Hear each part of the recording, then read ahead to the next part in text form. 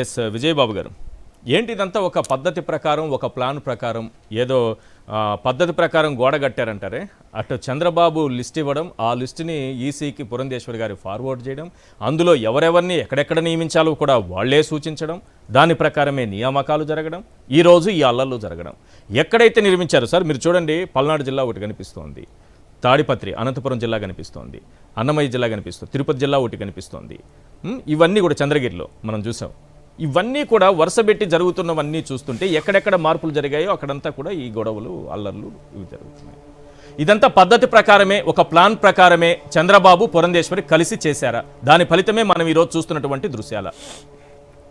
అందులో కించిత్ సందేహం లేదండి. వాస్తవానికి ఏంటంటే ప్రత్యక్షంగానేమో ఈ నిమ్మగడ్డ రమేష్ కుమార్, జయప్రకాష్ నారాయణ్ ఇలాంటి వాళ్ళందరినీ కూడా ఒక వన్ బై వన్ వాళ్ళ సామాజిక వర్గాలకి సంబంధించిన వాళ్ళని పంపించి వాళ్ళతో ఏవో కొన్ని దారుణమైనటువంటి విమర్శలు చేయించడం ఇవన్నీ కూడా చేశారు. అది ప్రత్యక్షమైనటువంటిది. పరోక్షంగా జరిగినటువంటి ఒక కుట్ర ఏంటంటే భయంకరమైన కుట్ర ఇది. ఇది ఒక రకంగా చెప్పాలంటే చేతులు కాలేక మీరు చెప్పిన ఆకులు పట్టుకున్నట్టుగా సిఈసి ఇది స్పందించిన యావత్తు ఆంధ్రప్రదేశ్ సంబంధం కాదు, ఇది యావత్తు భారతదేశంలో భారత ఎన్నికల సంఘానికి ఇది ఒక మాయనే మచ్చ అని చెప్పాలి. అంటే ఇంత ఎన్నికల సంఘం యొక్క లక్ష్యం ఏంటి? Free and fair election. Free and fair election అని అంటే అలాంటిది ఇంత దారుణంగా బరి తెగించి అది కూడా దళిత వర్గాల వాళ్ళ మీద దాడులు చేస్తా ఉంటే ఇది భారతదేశంలోనే ఒక పెద్ద సంచలనాత్మకమైన వార్త. అది కూడా ఏంటి, ఎన్నికల సంఘం ఇది ఒక పక్షపాతంగా వ్యవహరించింది అనడానికి ఒక నాయకురాలు ఇచ్చినటువంటి లిస్టు ప్రకారంగా వాళ్ళు నడుచుకోవటం అనేటువంటిది. అంటే ఎవరిని తీసేయాలి అనేది చెప్పింది నడుచుకున్నారు, ఎవరిని నియమించాలనేది కూడా చెప్పింది నడుచుకున్నారంటే అక్కడ స్వతంత్ర ప్రతిపత్తి అనేటువంటిది ఎక్కడ ఉంది? ఒక రాజకీయ నాయకురాలు చెప్పిన దాని ప్రకారంగా ఎన్నికల కమిషన్ ఫాలో అయిందంటే ఇది పూర్తిగా ఎంత ఇదంటే అసలు ఇది టోటల్ గా ఎన్నికల సంఘం యొక్క లక్ష్యాలకి భిన్నమైనటువంటిది. తర్వాత కుట్ర ఎలా జరిగింది అనే దానికి సైమల్టేనియస్ గా ఎన్నికలు సమీపిస్తున్నటువంటి వేళ ఒకవైపు వాళ్ళతో ప్రత్యక్ష దాడులు చేస్తూ విజయవాడలోని ఒక స్టార్ హోటల్లో ఇందాక మన మిత్రులు ఎమ్మెల్యే గారు చెప్పినట్టుగా ఒకే సామాజిక వర్గానికి సంబంధించినటువంటి పోలీస్ అధికారులు, తర్వాత ఎంపీ అభ్యర్థి, అలాంటి చోట అసలు ఎలా వేస్తారండి? మామూలుగా మనకి చట్ట ప్రకారంగా సిన్సియర్ గా ఫాలో అయ్యేటప్పుడు ఇవన్నీ చూస్తారు. చూసి అటువంటి వాళ్ళని అక్కడ అపాయింట్ చేయరు. ఈవెన్ వాడు ఒకవేళ అలాంటి పోలీస్ ఆఫీసరు వాడు సిన్సియర్ ఆఫీసర్ అయినా కూడా మళ్ళీ కాన్ఫ్లిక్ట్స్ అన్ని వస్తాయని చెప్పని వేయరు ఒకవేళ నిజాయితీగా వ్యవహరించాలంటే.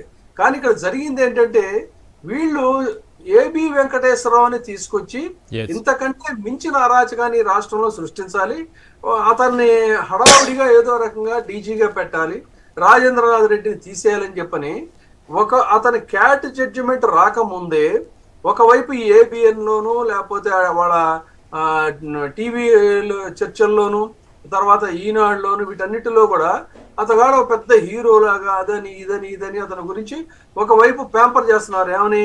రాజేంద్రనాథ్ రెడ్డిని కనుక మార్చితే నెక్స్ట్ సీనియారిటీ ఉన్న వ్యక్తి ఏబి వెంకటేశ్వరరావు కాబట్టి ఏబి వెంకటేశ్వరరావుకి ఇస్తారు అనే దాన్ని ఒక మైండ్ గేమ్ ముందే మానసికంగా సమాజాన్ని సిద్ధం చేయడం కోసం అతగాడిని ఒక పెద్ద హీరోలాగా ప్రొజెక్ట్ చేసుకుంటూ వచ్చారు. మరి ఆయన టీడీపీ కార్యాలయంలో కూర్చొని పోలీస్ అధికారులకు ఫోన్ చేసి బెదిరించారనే ఆ పాయింట్ కి వస్తున్నాను నేను. అది ఎస్టాబ్లిష్ చేశారు. కానీ ఆ క్యాట్ జడ్జిమెంట్ రావడం, ఆ తర్వాత మళ్ళీ దాన్ని ఇదవ్వడం, ఇలాంటి మళ్ళీ సస్పెన్షన్ రావడం, వీటన్నిటి వల్ల అది అవ్వలేదు. అయితే కసితో అతను రగిలిపోయినటువంటి వ్యక్తి. దాంతో ఏం చేశారంటే చాలా మంది అనుకుంటున్నట్టుగా టీడీపీ కార్యాలయంలో అతను కూర్చోబెట్టి అతను ఫోన్లు చేశాడు అన్నది కాదు. చాలా కొన్ని కాన్ఫిడెన్షియల్ రూమ్స్ వీళ్ళు విజయవాడ నగరంలో ఒక స్టార్ హోటల్లో బుక్ చేసుకొని ఆశ్చర్యపోతారు చెప్తే ఒకే సామాజిక వర్గానికి సంబంధించిన వాళ్ళు, తర్వాత వాళ్ళ చెంచాగిరి చేసేటువంటి బాబుతో దీపక్ మిశ్రా లాంటి చెంచాగాడు నేను చెప్తున్నా అతన్ని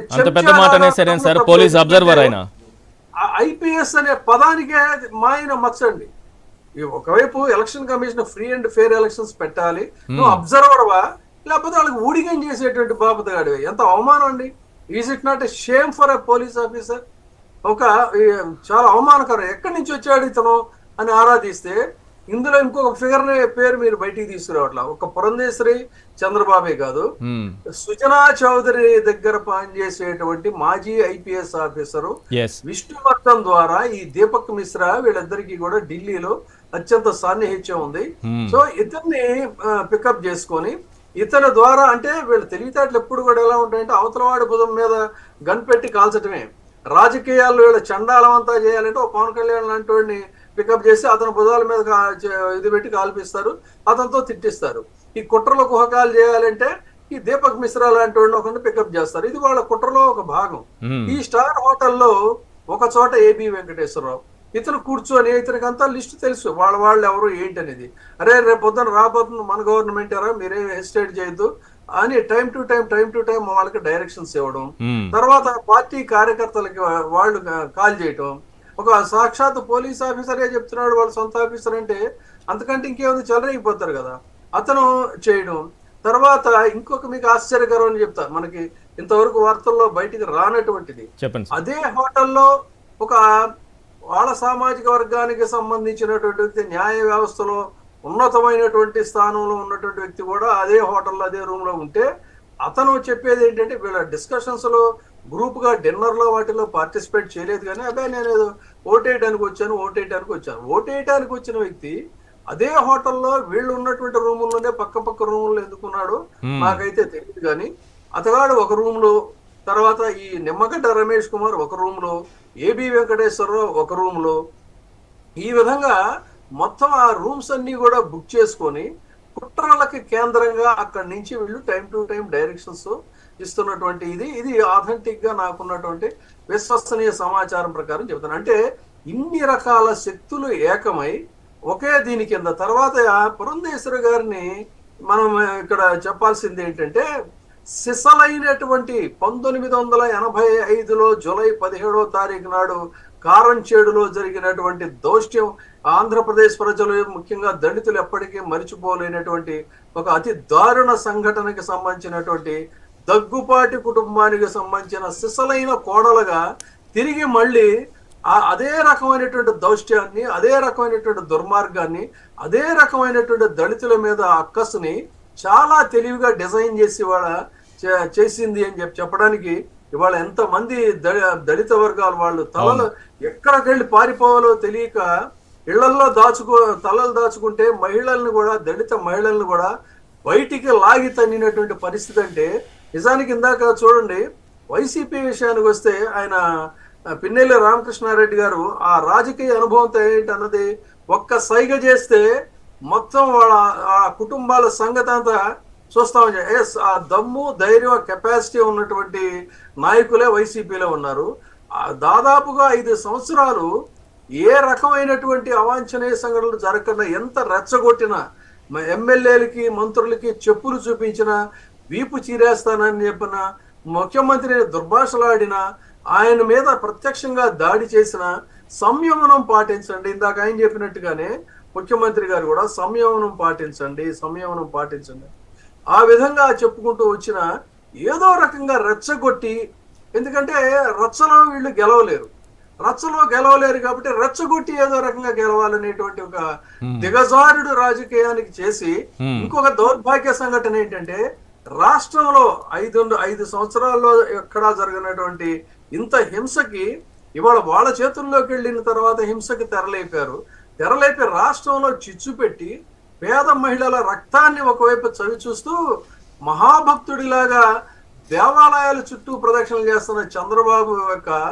దొంగ భక్తిని చూస్తే ఏ భగవంతుడు ఈయన్ని మరి క్షమిస్తాడో నాకైతే తెలియదు. కానీ మొత్తం ఇక్కడ ఒకవైపు ఏమో రక్తపాతం సృష్టించాడు, దానికి ఇక్కడ అన్ని కూడా సెట్ చేసి ఆయన సతీ సమేతంగా ఇవాళ షిరిడి సాయిబాబా దగ్గరకు, లేకపోతే ఇంకొక అయోధ్య కాశీ విశ్వేశ్వరుడి దగ్గరకు, వీళ్ళందరి దగ్గరికి వెళ్ళి ఈయన దొంగ భక్తిని ప్రదర్శిస్తున్నారండి. చంద్రబాబు మాట్లాడాలి కదా, ఈ దాడులు జరుగుతోంది, వైఎస్ఆర్సీపీ దాడులు చేస్తోంది, చర్యలు తీసుకోవాలని అడగాలి కదా. ఎందుకు సైలెంట్ అయిపోయారు అర్థం కాలేదే. ఇంత జరుగుతుంటే రాష్ట్రం మీరు అన్నట్టు తీర్థయాత్రలు మీరు గట్టిగా మాట్లాడితే ఆయన జైన సిద్ధాంతాన్ని కూడా నోటికి ఒక తెల్లటి ఇది వస్త్రాన్ని కప్పుకొని రుద్రాక్షలు కూడా పట్టుకుంటాడు. అలాంటి అటువంటి వ్యక్తి ఒకవైపు రక్తాన్ని సృష్టిస్తూ రక్తపాతం, ఉమ్, ఒకవైపు ఏమో భక్తి నటించేటువంటి వ్యక్తి అంటే ఇంతకంటే దారుణం ఏముంటుందండి? ఒక కారంచేడు సంఘటనను మళ్ళీ ఇంచుమించు ఇన్ని దశాబ్దాల తర్వాత గుర్తు చేస్తున్నటువంటి yes, పురంధేశ్వర గారి యొక్క రక్త దాహాన్ని మనం ఏ విధంగా చెప్పాలనేటువంటిది ఈ రాష్ట్ర ప్రజలు గమనించాలి. right, వీళ్ళ యొక్క దౌష్ట్యానికి, వీళ్ళ యొక్క కులతత్వానికి, నరాల్లో వీళ్ళకు ఉన్నటువంటి పెత్తందారి పోకడలకి ఇంతకు మించినటువంటి అరాచక శక్తులు ఈ దేశంలోనే ఉండవు. ఈ రోజున ఆంధ్రప్రదేశ్ లో జరిగినటువంటి సంఘటన యావత్తు భారతదేశంలోనే ఎన్నికల కమిషన్ కి ఒక అవమానకరమైనటువంటి సంఘటనగా మనం దీన్ని చూడాలి.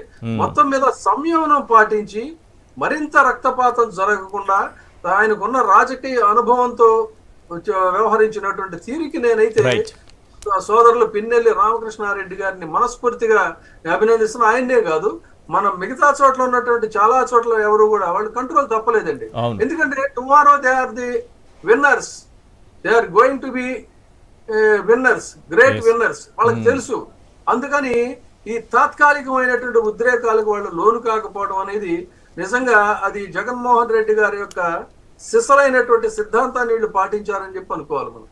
సార్ మీరు నిమ్మగడ్డ గురించి అన్నారు కాబట్టి ఒక దృశ్యం నేను చూసిన తర్వాత నాకు అనిపించింది సార్. ఇక్కడ తెనాలిలో ఎమ్మెల్యే చేయి చేసుకున్నారని పరామర్శించడానికి వెళ్ళారు నిమ్మగడ్డ. అవును, పరామర్శించడానికి వెళ్ళారు, ఆయన పరామర్శించారు. సరే ఏదో తన జాతి కాబట్టి పరామర్శించారు అనుకుందాం. తన జాతి కోసమే ఆయన పుట్టారు, తన జాతి కోసమే పనిచేస్తున్నారు, తన జాతి వ్యక్తి కాబట్టి పరామర్శించడానికి వెళ్ళారు. ఓకే, కానీ నిజాయితీ ఉండాలి కదా సార్. జాతి ఒకటేనా? ఇక్కడ మన గురజాలలో గుడిసెల్లో ఉన్నటువంటి పేదల్ని కొట్టి కొట్టి తరిమేస్తే వాళ్ళు పాపం రాత్రి పగలు ఇంట్లోకి కూడా రాకుండా, ఊర్లోకి రాకుండా, పిల్లల్ని ఊర్లో వదిలిన కొంతమంది, ఎక్కడో గుళ్ళలో కొంతమంది తలదాచుకున్నారు తల్లులు, ఆ తర్వాత కొందరు పొలాల్లో తలదాచుకున్నారు, కనీసం ఊర్లోకి కూడా వెళ్ళలేదు వాళ్ళు. వాళ్ళని తీసుకెళ్తే మళ్ళీ తరిమి తరిమి కొడుతున్నారు పెత్తందారులంతా, ఒక సామాజిక వర్గం వాళ్ళంతా కలిసి. వీళ్ళని కాదు సార్ పరామర్శించాలి. వాళ్ళ ఇళ్ళు వాకిళ్ళు మొత్తం ధ్వంసం అయిపోయాయి సార్. ఇంట్లో ఉన్న చిన్న చిన్న పాత్రలు తీసుకొచ్చి వీధిలో పడేశారు సార్. ఈ నిమ్మగడ్డకి జాతి మీద ఉండే ప్రేమ నిజాయితీ మీద ఉండాలి కదా సార్ కొంతైనా. నిమ్మగడ్డ మనస్తత్వం ఏంటంటే, ఇప్పుడు మానవ సహజం మనకేంటి, ఒక అందమైనటువంటి ఒక మల్లెపువ్వును చూస్తే మనం సంతోషిస్తాం, ఒక కిలకిలగా నవ్వేటువంటి ఒక చిన్న పిల్లాడిని చూస్తే మనం సంతోషిస్తాం. కానీ అవ్వాతాతల ఆకలితో అలమటిస్తుంటే ఎండలో మలమలం మాడితే అతనికి ఆనందం, వాళ్ళు నడి రోడ్డు మీద చనిపోతే వాళ్ళకి ఆనందం, సగటు ప్రజలు ఉద్యోగాలు చేసుకుని ఏదో సేవ చేస్తా బతుకుతామంటే వాళ్ళని నడి రోడ్డు మీదకి ఈడ్చి వాళ్ళు కన్నీళ్లు పెట్టుకుంటే ఇతగాడికి ఆనందం. అతడి మనస్తత్వం అది. కాబట్టి అక్కడ అంతమంది రక్తంతో ఓడలాడుతూ ఉంటే అది చూసి ఆనందించేటువంటి గుణం అతనికి. అది బహుశా వాళ్ళ అతని మీరు అన్నట్టుగా జాతి లక్షణమో తెలియదు, అతడు వ్యక్తిగత జాతి మీద ప్రేమ ఉండొచ్చు, తప్పు పట్టట్లేదు, కొందరికి ఉంటుంది, కొందరికి ఉండొచ్చు ఆ జాతి మీద ప్రేమ, ఆ రక్తంలో ఉన్నటువంటి ఆ బ్రీడు ఏదో ఉంటాయి కదా వాళ్ళకి ఉండొచ్చు. కానీ నిజాయితీ అనేది కొంతైనా కావాలి కదా సార్. నిజాయితీ ఉండి ఎదుట వాళ్ళ యొక్క దీన స్థితిని చూసి ఆనందించేటువంటి సైకో మనస్తత్వం వాళ్ళదై ఉండి పేద ప్రజలకు సహాయం చేసేటువంటి ముఖ్యమంత్రిని పట్టుకుని సైకో సైకో అని చెప్పి అన్నారు. సో ఇవాళ చూస్తున్నాం మనం ఈ శాడిజాన్ని, ఈ సైకో, ఈ రౌడీజాన్ని, అటు రౌడీ పోలీసులు, ఇటు రౌడీలు, వీళ్ళిద్దరిని కలిపి ఒక తమాషా సృష్టించేటువంటి, ఒక దుర్మార్గపూరితమైనటువంటి సృష్టించేటువంటి తెరలేపిన పురంధేశ్వరి చంద్రబాబు నాయుడు గారు ప్రతి చిందిన ప్రతి రక్తపు బొట్టుకి కూడా రేపు పొద్దున వీళ్ళు భారీ మూల్యం చెల్లించుకోక తప్పదండి. ఈ ఆంధ్రప్రదేశ్ సమాజం వీళ్ళని కనిపిస్తే చీకొట్టేటువంటి పరిస్థితి వస్తుంది. ఇక వీళ్ళంటారా, వీళ్ళంతా ఈ నెమ్మగడ్డలు లేకపోతే ఆ బాపతి ఈ బాపతి గాళ్ళంతా రేపు వీళ్ళేంటంటే కాసుల కోసం పనిచేసేటువంటి వాళ్ళు, మీరు అన్నట్టు జాతి కోసం పనిచేసేవాళ్ళు, వాళ్ళని ఎవరు కూడా రేపు పొద్దున పట్టించుకునే పరిస్థితి. కానీ ప్రజాక్షేత్రంలో నిలబడాలనేటువంటి వీళ్ళని సైతం జనాలు చీకొట్టేటువంటి పరిస్థితి అయితే అనివార్యం.